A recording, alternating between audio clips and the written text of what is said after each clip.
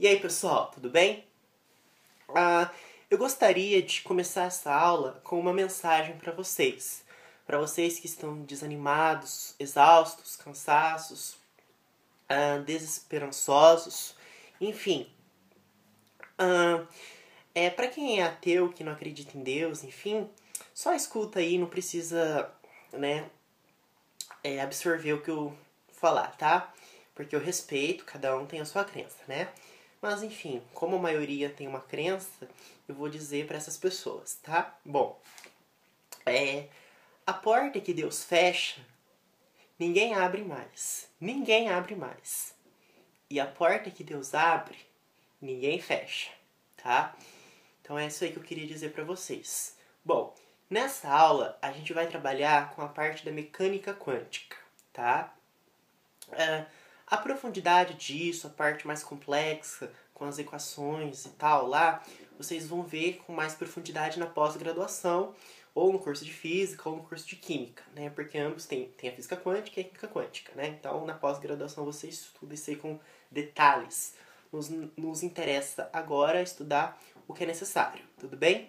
Bom, quando nós trabalhamos com a mecânica quântica, nós temos uma função chamada função de onda, tá? Nessa função de onda, nós trabalhamos com a quantização de energia. E dentro desta função de onda, nós temos a parte radial e a parte angular.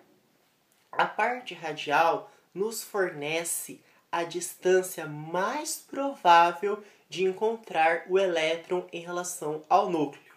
E aí a parte angular vai trabalhar, né, assim, não com a posição do objeto, mas assim, vai trabalhar com a parte de ângulo, como o próprio nome diz. É que eu não sei explicar direito essa parte angular, mas eu sei que eu sei que através de uma distância e dois ângulos, você consegue definir a posição do objeto no espaço, tá? Bom, então, a gente não pode, por exemplo, dizer que o orbital é a distância mais provável de encontrar o elétron em relação ao núcleo. Porque quando a gente está lá no ensino médio, né, o professor pergunta, gente, o que é orbital? Aí o aluno responde ao professor, professor, orbital é fácil, orbital é a distância mais provável de encontrar o elétron em relação ao núcleo. Aí o professor fala, isso mesmo, parabéns, é exatamente isso. Só que na verdade, não é só isso. Não que a afirmação do Joãozinho esteja equivocada, errada, mas ela não está completamente certa. Ela está incompleta. É, sim, a distância mais provável de encontrar o elétron em relação ao núcleo, mas não é só isso. Porque quando nós dizemos que o orbital é a distância mais provável de encontrar o elétron em relação ao núcleo, nós estamos trabalhando com apenas um único atributo da função de onda, que no caso é a parte radial. E acabamos nos esquecendo que existe também a parte angular. Então, quando nós trabalhamos com a função de onda, é uma combinação destas duas partes, né? A parte radial e a parte angular, tá? Aí na sala de aula, não sei se foi na terça-feira, foi numa terça-feira. O professor Onofre, ele dividiu a aula dele em duas etapas. A primeira etapa, ele entregou uma folhinha quadriculada para que os alunos pudessem esquematizar, ilustrar, representar, enfim, desenhar o orbital, né, no papel ali. E como que o aluno iria fazer isso? Através de medições. Por isso que ele pediu para que nós trouxéssemos a régua, para medir lá certinho. Porque dado um determinado ângulo, você iria calcular o cosseno ao quadrado desse ângulo e depois você ia pegar uma constante e multiplicar pelo cosseno ao quadrado desse ângulo. Com esses resultados, você iria conseguir muito bem esquematizar o orbital no espaço quadriculado, tá? Então ele deu um tempinho para que nós fizéssemos isso aí. E claro que a gente não vai ficar a aula inteira fazendo aquilo ali, porque aquilo ali a gente pode fazer em casa, né? A gente tem que otimizar o nosso tempo. Então, por conta disso, em seguida, ele entregou aos alunos essa folhinha aqui, ó. Muito importante. Eu acho que vocês se recordam, quem é da graduação, né? O professor deu essa folhinha pra gente, tá? Eu espero que vocês tenham guardado, não tenham perdido, porque a gente vai ter que fazer análise dessa folhinha aqui. Porque esse aqui, ó, é uma questão muito boa de cobrar na prova. Por quê? Porque trabalha com análise gráfica. Interpretar gráfico é uma coisa assim, ó, fenomenal. É uma coisa muito importante. Qual que é o intuito do Enem? O Enem não gosta de colocar gráfico para o aluno interpretar gráficos, né? Porque é importante gráfico. Porque quando o aluno ingressa no ensino superior, ele tem que saber interpretar gráfico, tá? Bom, e aí ele deu esse gráfico, então, né? Mas eu já vou explicar dele para vocês. Só deixa eu continuar o que eu tava falando. Só deixa eu ver, porque aqui tá meio desorganizado, mas calma aí. Tá, achei a folhinha então. Então vocês entenderam que função de onda tem a parte radial e a parte angular, certo? Bom, deixa eu fazer uma pergunta para vocês. Só deixa eu fazer uma pergunta para vocês. Olha só. Eu vou fazer uma pergunta para vocês. Eu não vou fazer uma pergunta, eu vou fazer uma afirmação para vocês. Ó, vou afirmar o seguinte, mas eu vou afirmar e vou explicar o porquê que eu tô dizendo isso. Eu preciso, quando eu falo eu, é só para vocês entenderem, tá, gente?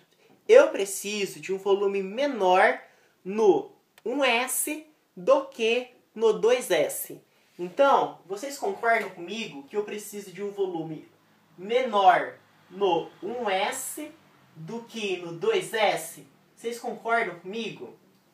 Calma aí, Rafael, eu não estou entendendo nada que você está falando. Como assim? Eu preciso de um volume menor no 1S do que no 2S. Explica melhor isso. O que você quer dizer? Precisa de um volume menor no S do que no 2S. Pessoal, o que eu quero dizer para vocês é o seguinte. Que a distância mais provável de encontrar o elétron em relação ao núcleo aumenta à medida que aumenta o número quântico principal. Aí você tem que se recordar o que é número quântico principal. Número quântico principal são as camadas, são os níveis que nós podemos representar por números, por exemplo, 1, 2, 3 e assim sucessivamente, e assim por diante. Né? Então, 1, 2, 3 são as camadas, ou então alguns livros trazem com o nome de níveis. Mas você pode encontrar também com letras K, L, M e assim por diante e assim sucessivamente. Então, a distância mais provável de encontrar o elétron em relação ao núcleo aumenta à medida que se aumenta o número quântico principal. Então perceba, ó, eu estou indo de 1 para 2 para 3. Olha só, perceba, eu estou aumentando o número quântico principal, ó. 1, 2, 3, né? 3 não é maior que 2 e 1, então, ó, estou aumentando. Então, à medida que eu aumento o número quântico principal, que é 1, 2, 3, à medida que eu estou aumentando esse número quântico principal, automaticamente eu aumento a distância de encontrar o elétron em relação ao núcleo. E com isso, o que vai acontecendo? O orbital, tá? Ele vai ficando cada vez mais difuso. O que você entende por difuso? Difuso, gente, lembra difusão. Difusão lembra espalhamento. Espalhamento lembra ocupar um espaço cada vez maior. E se eu ocupo um espaço cada vez maior, eu digo, portanto, que eu tenho um volume maior. Então, por isso que o 2S, na camada 2, eu vou ter um orbital maior. Eu vou ter um orbital com volume maior. Esse é o termo correto. Um orbital com volume maior do que o orbital 1S. Recapitulando, reiterando. Por quê? Porque à medida que você aumenta o número quântico principal, automaticamente você aumenta a probabilidade de encontrar o elétron em relação ao núcleo. Você aumenta a distância de encontrar o elétron em relação ao núcleo, certo? Então, por isso que nós dizemos que o 2S ele é mais difuso, né? Ele tem um volume maior, diferentemente do 1S, em que o volume é mais compacto, não é tanto difuso, entendeu? Bom, é isso então. E aí, gente, a gente vai ter um efeito chamado efeito de penetração. O que é o efeito de penetração? Tipo, eu não sei definir o que é o efeito de penetração. Eu tenho que pegar um livro e falar, efeito de penetração é isso, isso, isso, isso. Mas eu sei exemplificar o que é o efeito de penetração. Gente, o que você entende por penetração? Sem malícias, porque eu sei que quando a gente fala em penetração a gente já pensa em coisa que não deve.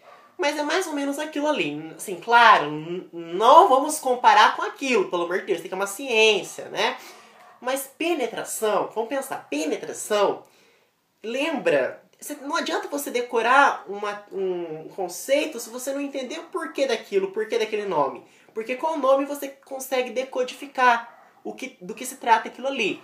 Penetração lembra o quê? Lembra, como que eu posso dizer? Lembra não é absorção, mas lembra uma coisa mais próxima, não é? Tá penetrando, uma coisa mais próxima, uma coisa mais íntima, né? Então isso claro, eu não sei explicar, mas eu acho que vocês estão entendendo. Penetração lembra o quê? Lembra algo assim mais próximo. Então, nós podemos dizer que o subnível S, tá, ele sente mais a carga nuclear do que o subnível P. O subnível P, por sua vez, sente mais o efeito da carga nuclear do que o subnível F. E o subnível F, por sua vez, sente mais o efeito da carga nuclear do que o subnível D.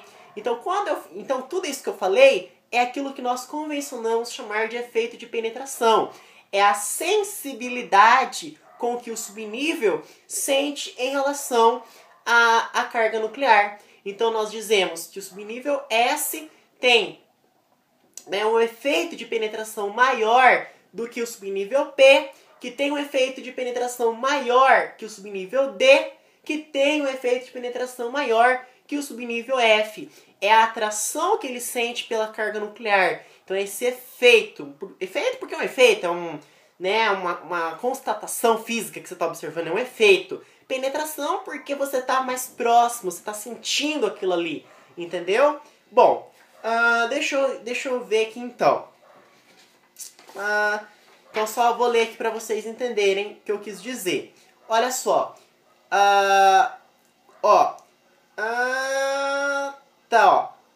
Olha só, presta bem atenção, ó. O orbital S, né? Qualquer que seja ele, orbital S, qualquer que seja ele, né? Sempre tem uma capacidade de se encontrar mais próximo do núcleo do que o orbital P, que por sua vez tem uma capacidade de se encontrar mais próximo do núcleo do que o orbital D. Então, por exemplo, vamos supor, né? Já pensou se fosse mágico? Mas vamos supor que o professor Onofre coloque lá na prova uma questão do seguinte tipo. Ele faz uma afirmação, ele fala assim, ó. O orbital S, né, tem uma capacidade de se encontrar mais próximo do núcleo do que o orbital P, que por sua vez tem uma capacidade de se encontrar mais próximo do núcleo do que o orbital D, que por sua vez tem uma capacidade de se encontrar mais próximo do núcleo do que o orbital F. Ele cita isso, você não precisa decorar, ele coloca lá na prova isso.